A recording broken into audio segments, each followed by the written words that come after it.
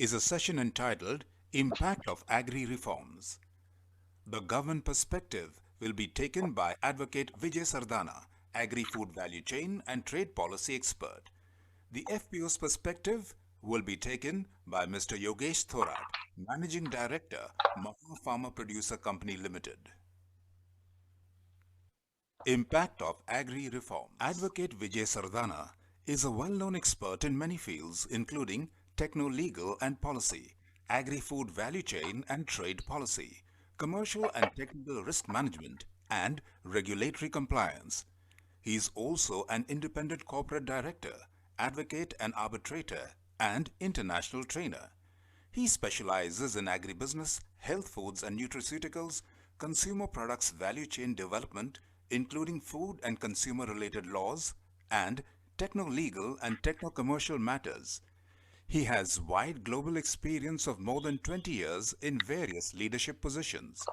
He advises on subjects related to economic policies, research and innovation management, consumers and business risk management, consumer agri-food products and value chain development to various corporates and organizations within as well as outside India. Advocate Sardana is an alumni of leading institutes including the Indian Institutes of Management, Ahmedabad, Central Food Technological Research Institute, and Indian Law Institute. He has also acquired professional qualifications from World Intellectual Property Organization Geneva and Harvard University. He is an author, blogger, TV panelist, column writer, and well-known moderator and speaker at international and national conferences. Ladies and gentlemen, at the third National Pulses Seminar, Advocate Vijay Sardana.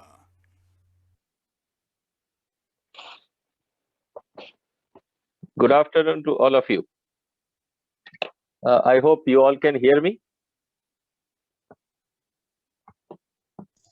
Yes, sir. Okay, great. How much time you have allocated? So 15 minutes. Great. Once again, friends, good afternoon, good evening, good morning, depending upon your time zones.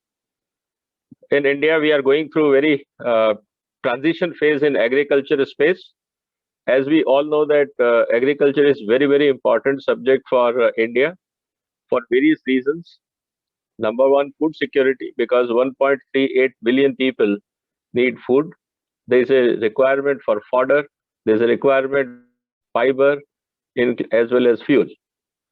At the same time, almost 60% of India's population for their livelihood depends upon agriculture activities. Now, with this aspect or with this scope or dimension, one can always feel that whatever changes in agriculture will happen, there is bound to be turmoil, there is bound to be crisis, there are bound to be protests, and there are bound to be difference of opinion on many things. Because no law can please everyone and all stakeholders. There are bound to be some, sad aspect for some elements in the whole ecosystem. But what is important today when we are talking about in this highly debatable subject, and I feel that these controversies are good, the way things are happening in India. Because for the first time in last 70 years, agriculture is talk of the town, or I will say that every individual in the country is trying to understand what is agriculture and what are the issues and challenges as well as opportunities in this space. Now, because of this, that is why all media channels for the first time are devoting prime time for agriculture issues, and policymakers across the spectrum are talking about agriculture and food laws and whatever the trade laws are there today in this part of the world. Coming back to the topic on why these three food laws, agri-trade laws, for a simple reason. We all know that from last 70 years in India, almost 400,000 small marginal farmers committed suicides. In last 70 years, farmers remained poor, and the middlemen all were becoming rich. They are the richest people in the villages of India. If you want to look at it, the consumer spending, whatever I pay as consumer in cities, hardly 10 to 15% reaches the farmer, and remaining 80% is siphoned off on the way between consumer and the farmer. And these laws, what we are now, Government of India has proposed, are actually going to address all these challenges. But when you are trying to make any change, the people, those who have developed their comfort zone in the old legal system and the old way of working, whether in the form of bargaining power, cartelization, manipulation, monopolies, whatever you call it, they are bound to protest. And in last 70 years, they have generated enough money power to destabilize the system for some time. And this is what is going on in the name of protests. Now, how these three laws are going to change India's ecosystem, and especially with respect to, if I talk about this forum, grains and pulses. As far as grains are concerned, we are in surplus in many of the cases. As far as pulses are concerned, I will not say that we are self-sufficient. I will say we are break-even. Because one wrong weather or one wrong season will put us into an import mode, and that is a challenge. But at the same time, when we talk about imports, we all know that what has happened in last 2-3 years or 4 years in India, suddenly the prices jacked up for various reasons. I don't want to go into that. All you must have seen the reports, investigations and everything. Now, what these laws will do, let's come back to the basics. The first law very clearly says that we want to give choice to the farmer, freedom of choice. Wherever farmer wants to sell, he should be allowed to sell, and at no tax and at no commission basis. It means whatever consumer is going to pay, 100% should go to the farmer. I think it's a great welcome change. For the first time, the government is not putting any taxes, and at the same time also telling people that you also don't go into a commission mode basis. You focus on value addition instead of commission if you want to make money. I think it's a welcome change. And what will happen? This will open up a lot of new opportunities for industry. There is going to be a lot of new partnership opportunity for both corporate world, farmers, and the service provider. Let me give you one example when it comes to pulses. For example, I am a pulse miller and I need a particular variety of pulse. And I need a regular supply because pulses is a major consumption item in Indian kitchens on a daily basis. If I ask any service provider, for example, a good seed company or a good agrochemical or a package of practice, those who provide the agriculture services, can you create a catchment area for me where I can give a commitment to the farmer that I will buy directly from you? Or farmer can produce a good quality and create organizations like FPOs or cooperatives, put up their own infrastructure together, and then talk to all the rice all the pulse mills that I have 100,000 or 1,000 tons of tur dal or urad dal or whatever, moong dal. Those who want, please ask how much you want to buy from me and at what price. This will improve a direct contact between the two, and farmer will have a temptation to grow good quality, high productivity crop. Two benefits will happen. Farmers will have a direct price. There is no need of middlemen, because when you go through a conventional APMC route, my own experience as a business head or as a MD of processing company was that there used to be almost like 70 to 80 rupees per 100 kg additional cost if I route via APMC in Madhya Pradesh. Now, if that money directly goes to the farmer, that's additional income. At the same time, if the material comes to me around the year directly from the farmer, why I should create inventory? And if I build a backward integration with the farmer, you produce and I will buy for my requirement, and there can be a regular supply chain, like we have an example in case of milk or in case of sugar. These types of models will emerge in coming years, and that will benefit both industry as well as farmers. Second law says, in a very simple terms, contract farming. If you want to come out with a very specific requirement for export or processing or value addition or whatever, and suppose you have a rice mill or a pulses mill in a rice melt area, you can always tell the farmers that please grow pulses, I will buy from you. Why you are growing paddy which is already surplus and you are not getting the price? Once farmer is having an assurance of buying back, there is a temptation from them to move away from the conventional agriculture to the whatever is demanded by them, by the company. And this legal framework, which was an uncertainty earlier, sometimes companies were breaking the contract or understanding, and sometimes farmers were breaking the contracts or understanding. This contract law makes a legal binding for both sides, that whatever you agree, please stick to it and honor your commitments. And that's a great thing. So that farmers, if they're producing pulses, now company cannot say I will not buy. On the other side, farmer also cannot say that I will not sell, because there is a commitment in the contract. And if there is no contract honoring, then there is a provision of penalty and suitable measures to address the challenges there. Third angle, which is very, very important, is on the Essential Commodity Act, which is amendment to the Essential Commodity Act. As we all know, when we were stocking material in our warehouses, or when I was stocking material in the private warehouses or outside, there was always a mental threat or political threat on me. If for some reason, local state administration or a state government will come out with a notification that nobody can keep more than 500 tons of pulses, and suppose I have stocked my requirement for 5,000 tons at least for monthly production, what I will do now? Where I'm going to dispose of 4,500 pulses overnight?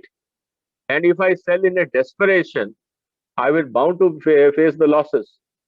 And there was a huge political risk, and that was one of the reasons that companies were not creating warehousing infrastructure, and many of the companies were not expanding their capacity, because they were trying to operate whatever risk they can manage in case of such political risk of draconian or overnight challenges that vacate your warehouses.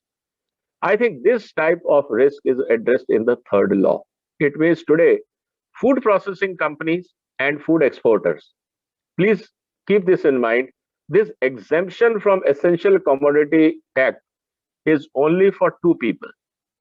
One is for food processing, and second is for exporter or their value chain participants, those who are connecting, like transporter or warehouse owner or something, provided they have a proper justification that whatever material they are buying and stocking, there is a business reason behind it. This should not be for hoarding and manipulation of prices in the market. So Essential Commodity Act remains. There is a big myth which is spread in the people that Essential Commodity Act is removed. No, it remains. Only exemptions are for the people, those who are in agri value chain activity, so that more and more material can be purchased from farmers, and companies and the investors can invest more. Reason is simple. India is producing something about 700 million tons of food items. Our total warehousing capacity in India is only 85 million tons. Almost 85% of material is, if I say, that passes through without proper storage. And that is why India suffers almost 100,000 crore of food losses every year. One side, we are giving subsidy to produce food. On the other side, due to lack of processing and storage, we are suffering losses because food is lying and rotting on the streets and the roadside. This is the tragedy of India. So these three laws basically trying to address the concerns which we all are facing. Basically, target is how we can improve and connect the farmers directly with the market, minimize the middleman and the rent seeker on the way, so that farmers' income can go up and they feel happy.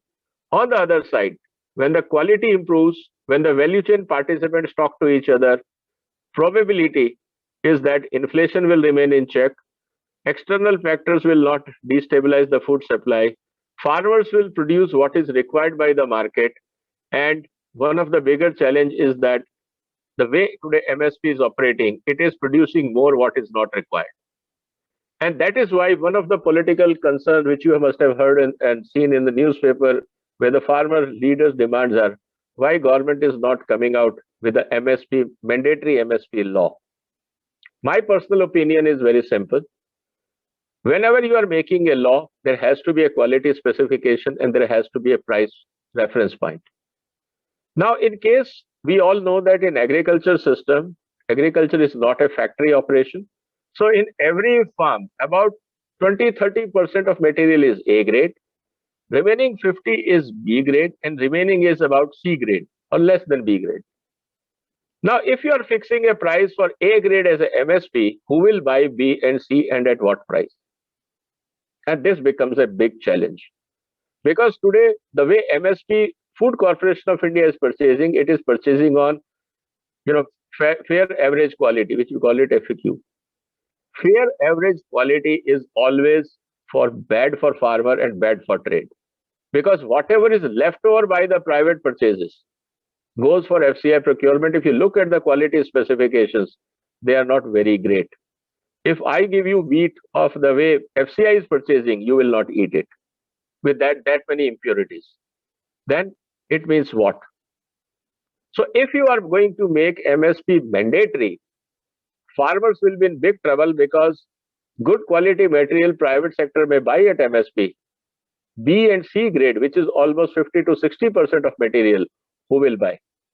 Because buying below MSP, which is obviously a material which is not of A grade, needs a lot of handling and preparation, like taking care of moisture, taking care of foreign matter, and whole lot of other things, which companies purchase at low price and clean it and make it ready for processing or sale. Farmers don't have those facilities. Then what will happen? Who will buy that material? Because buying below MSP will be having a serious legal implications, including jail terms. If this is the way our farmer leaders are making demands, my only concern is that will put serious problem for the farmers, because 40% material will sell. What farmers will do with the remaining 60%? And there will not be any buyer for it. So it is very easy to create a lot of demands for political reasons, but how to implement it, how to execute is entirely a different set of challenges. Now, coming back to another controversy related to land. In these three laws, especially the contract law, land cannot be part of any contract.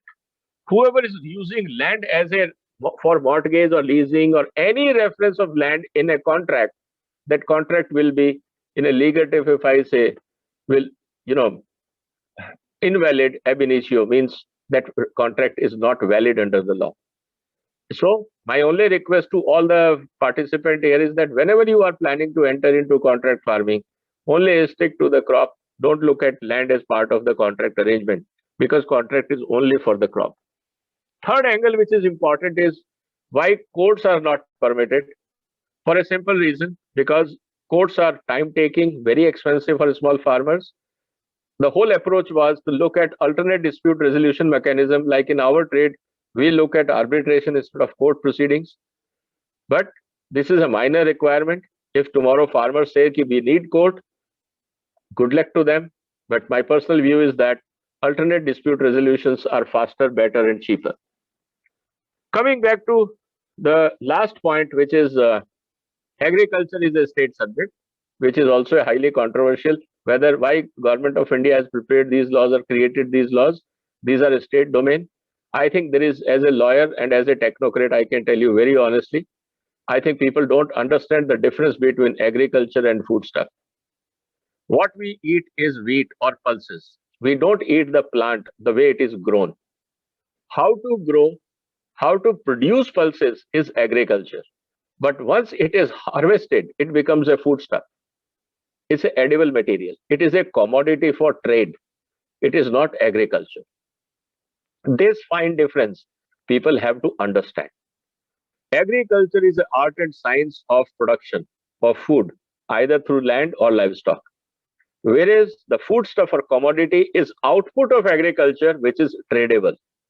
And as per Constitution of India, Chapter 13, trade and commerce is a fundamental right of every citizen, whether legal or natural person. And there should not be any restriction, because India can only grow, or any society will always improve because of entrepreneurship of the citizens. And that is why the Constitution allows that freedom of commerce and trade. within India, within intra-state or interstate. And that is what the difference one has to understand. There are many issues. There will be a lot of questions. I will open to answer all your queries. In brief, I just wanted to give you a very basic overview. These are forward-looking laws, basically to help the farmers, to give them alternate marketing opportunities so that they can decide and command the right price for their hard work and the crops which they are producing. And rest of the society will benefit by reduction in transaction cost and other inefficiencies because of cartelization and APMC systems. One last point, that will APMC vanish? As per the constitution, APMC is a state domain. If APMC are badly performing or not doing good work, you have to look at state governments, because as per constitution, market creation and their management is a state domain. Trade and commerce is a concurrent list, and the union government can do it. Central government cannot start or close any APMC. That is not permitted as per constitution. So considering all these legal, technical, commercial, and other aspects, I hope in brief, I have tried to give you some fundamental issues with these laws and some of the controversies and how I look at them. I have explained it. If there are any questions, I am open to take all of them. Thank you very much for this opportunity. Our Farmers Producers Company Limited, a passionate agribusiness professional working in the area of community-led organizations based on the principle of cooperation and mutual assistance. His core expertise is in policy advocacy in the areas of value chain development, agriculture marketing, and developmental economics. Mr. Thorat graduated from Manage, Hyderabad's premier agribusiness management school. He is a member of the Board of Studies of MIT School of Management, Pune. Firstly, today is World Pearls Day, and on this occasion, IPGA had taken initiative to organize this seminar, and today's topic, agri reforms and perspective through the farmer producer organization. So my earlier panelist speaker ended that new agriculture marketing reforms or new acts are talking about alternative marketing systems. Definitely, new agricultural acts are talking about agriculture marketing system as well as competitiveness in the present agriculture marketing system in the country. So whatever three laws has been created and how these laws are going to benefit trade and industry, and how we are going to collaborate with the farmer through farmer producer organization. Earlier time there were challenges to work with the farmers because Indian agriculture has been characterized by small and marginal farmers, and unfortunately partnering with the small and marginal farmers was not economically feasible, and simultaneously it was challenging also.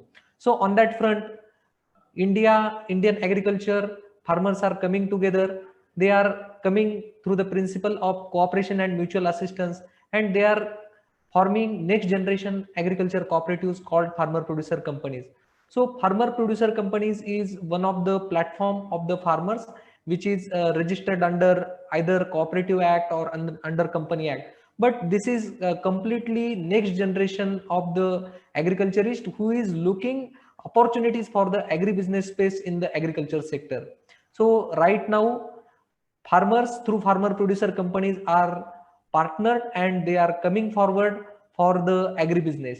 Simultaneously, legislative framework in the country is also changing. So agriculture marketing reforms are the new area wherein farmer producer organizations or farmers can collaborate with the industry very smoothly. So on legislative front, what changes has been made?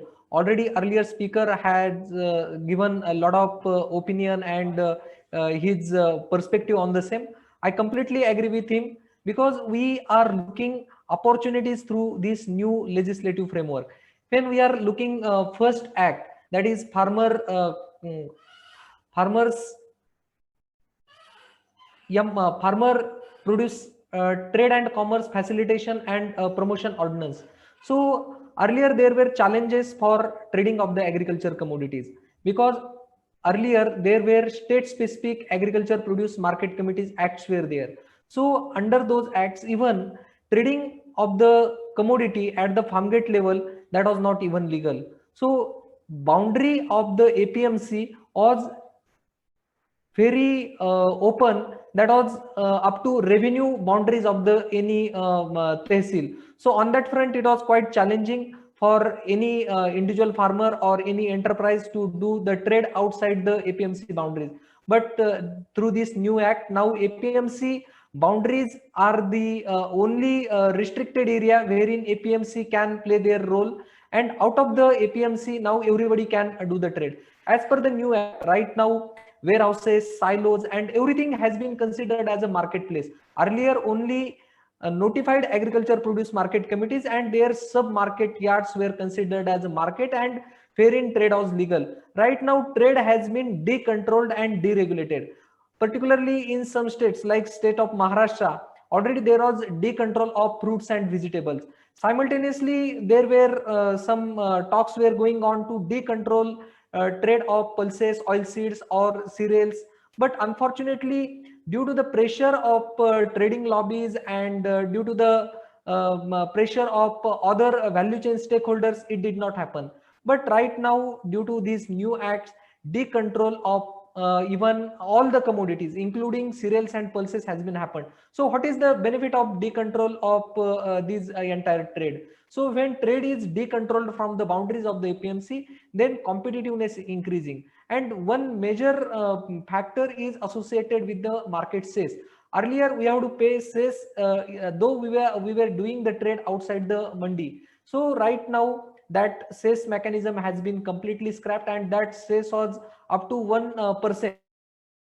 Though APMCs were not providing any kind of infrastructure facilities and they were not providing any kind of business facilitation, we have to pay cess to the mandis.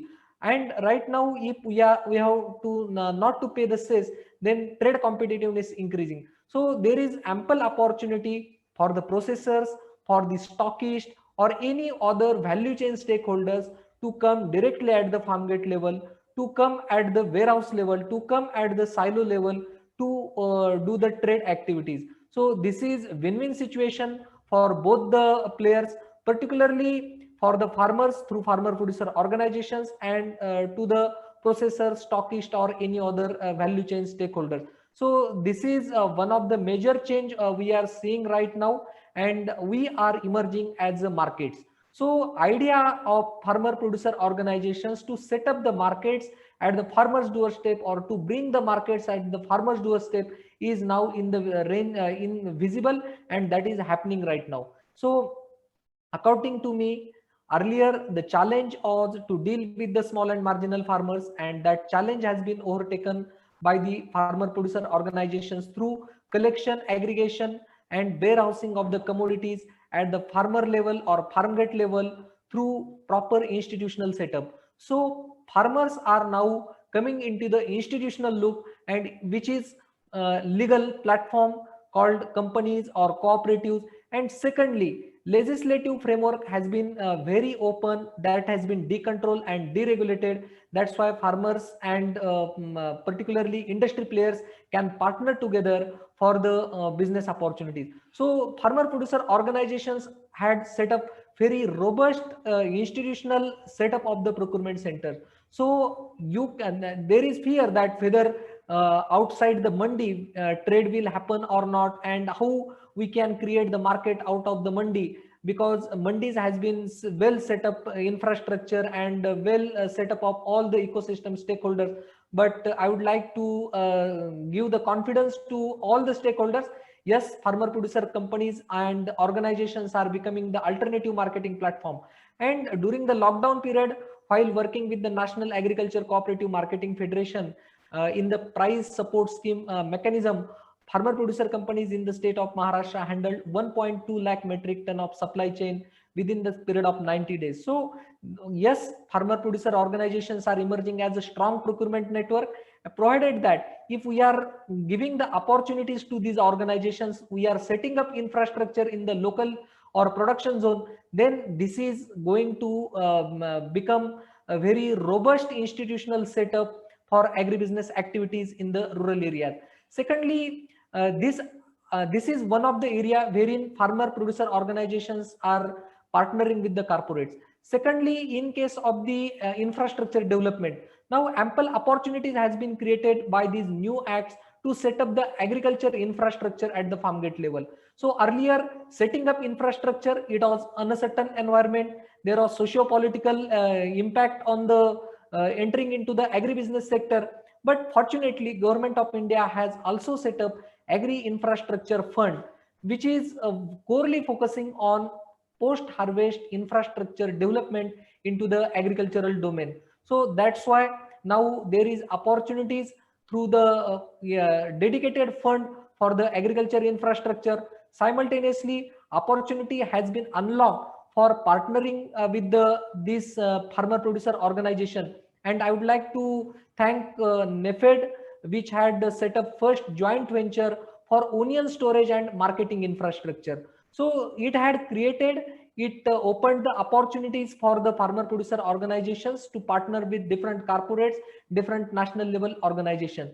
Thirdly, beauty of this act is now it is facilitating interstate and intrastate trade also through electronic platforms. So earlier there was quite fear that only if trade is happening within the boundaries of the APMC, then it is safe trade, but it is not like that. Now all the startups, technological platforms, they had been coming forward, and opportunities has been explored for all the techno savvy startups to engage in the agricultural trade activities. So this is about first act. In case of the second act also, second act is speaking about farm services and price assurances to the farmers, and definitely on that front also, the definition of the contract farming is very for shorter durations, and even long-term contract up to 5 years has been permitted, and contract is associated with the crops. So it is season specific, it is crop specific, and it is if in long run, it is not right now allowing the permanent structures for at the farmland. But I think this is also opportunity. Agriculture is 3 to 5 years cycle is there. So on that front, we can partner with different corporates on price assurance front also.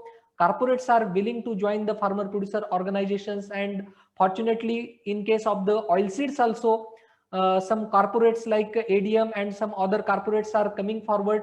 They are signing agreements with the farmer producer organizations, and these organizations are now dedicated procurement wings of the corporates. So simultaneously, in case of the pulses, I would like to highlight the role of the FPOs in the pulses sector also. Pulses is the cropping pattern of the small and marginal farmers.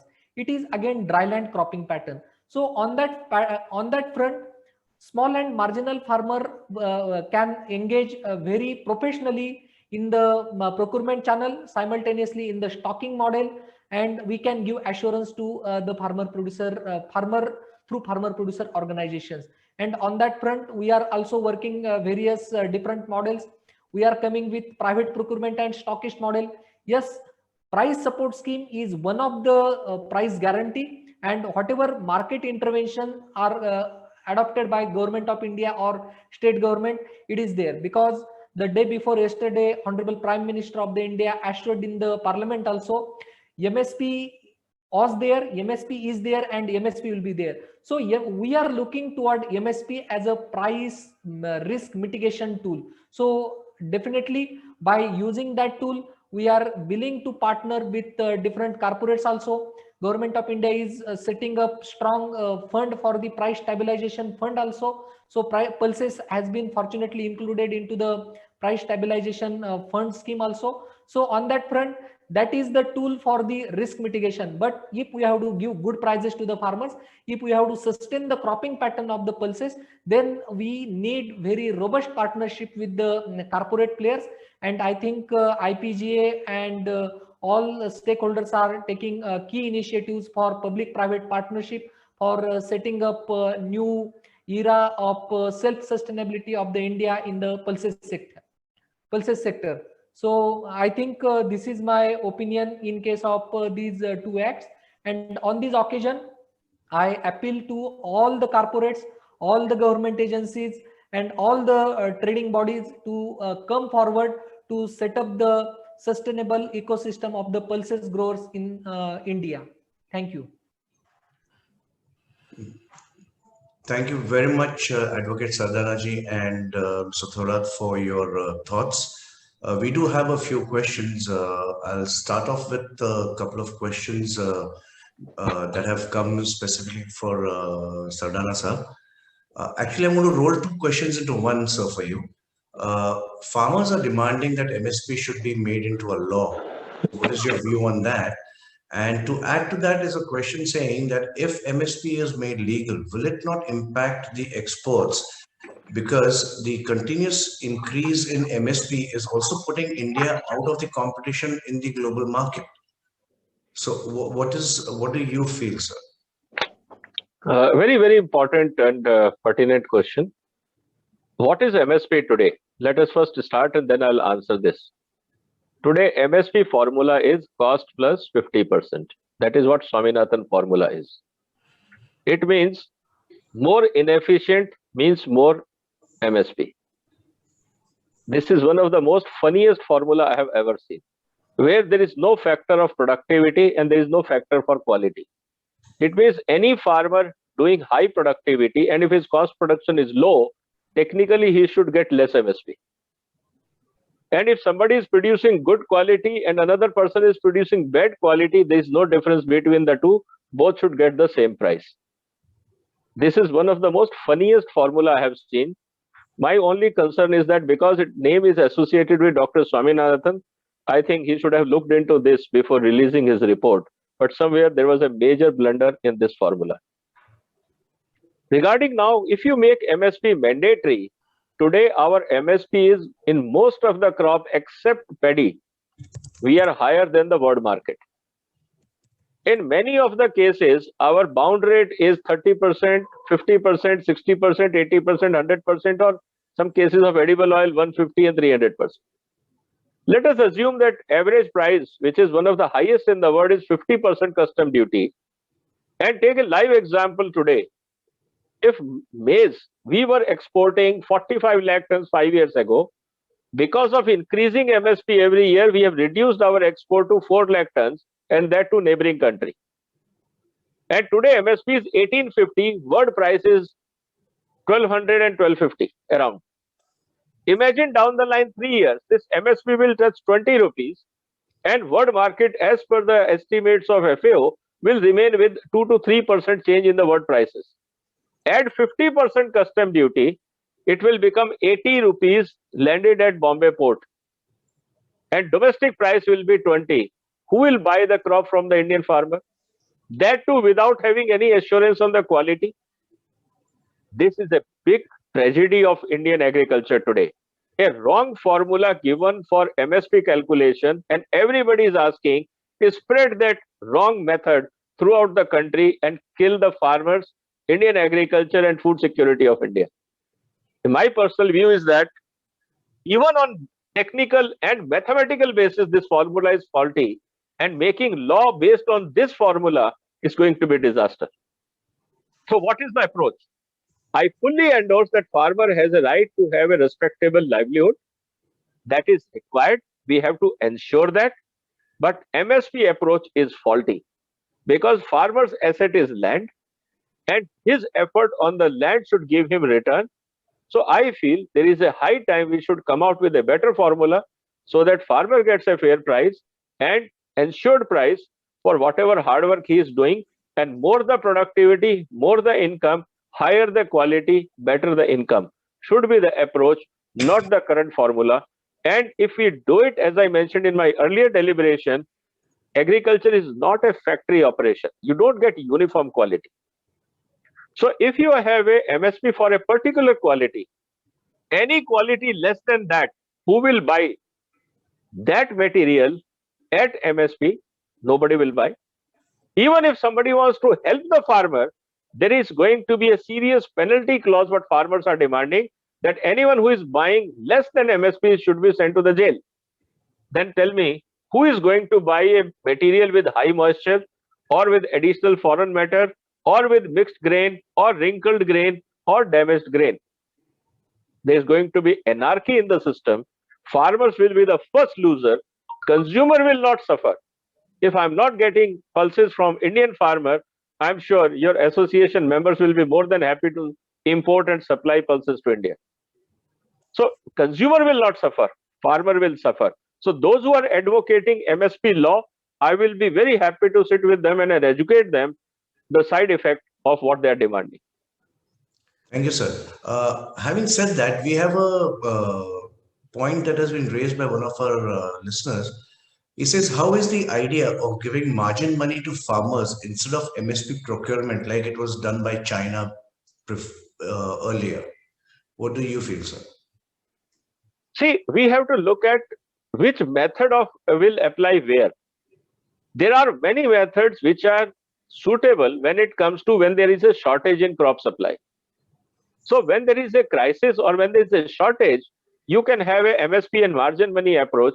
But if the material is surplus, for example, paddy, rice, sugar, or wheat, who will give even margin money or even the MSP? So we have to look at the surplus economy needs a different tools and techniques, and shortage economy has a different tools and techniques.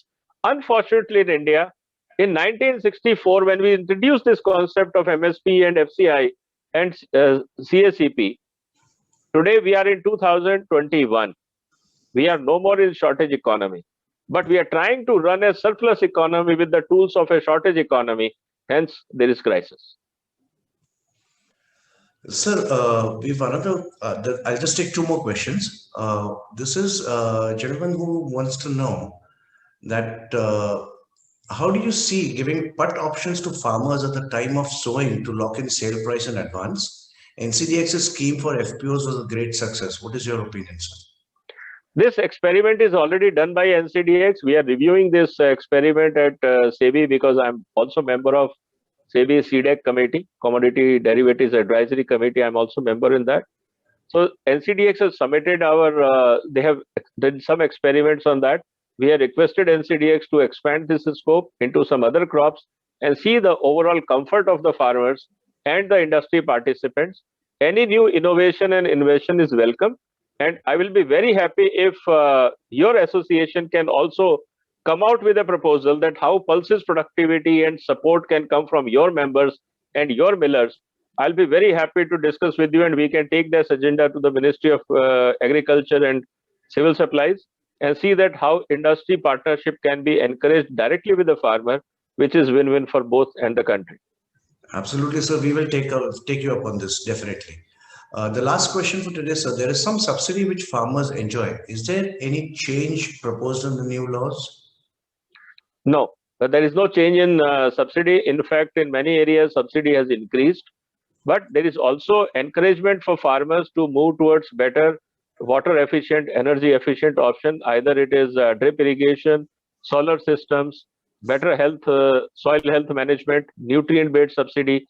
So idea is that subsidy per se is not reduced. Today also, if you look at 4,18,000 crore approximately is allocated for agriculture even in this budget under various schemes. Now we have an additional subsidy also for livestock and fisheries. So there are a whole lot of other things which are also supporting farmers' income. There is no attempt right now to reduce the subsidy, but definitely there is a serious attempt how to improve the efficiency of the money which is going to farmer. It should reach the farmers for a targeted purpose, and it should not be leaked or siphoned off by all sorts of elements in the system.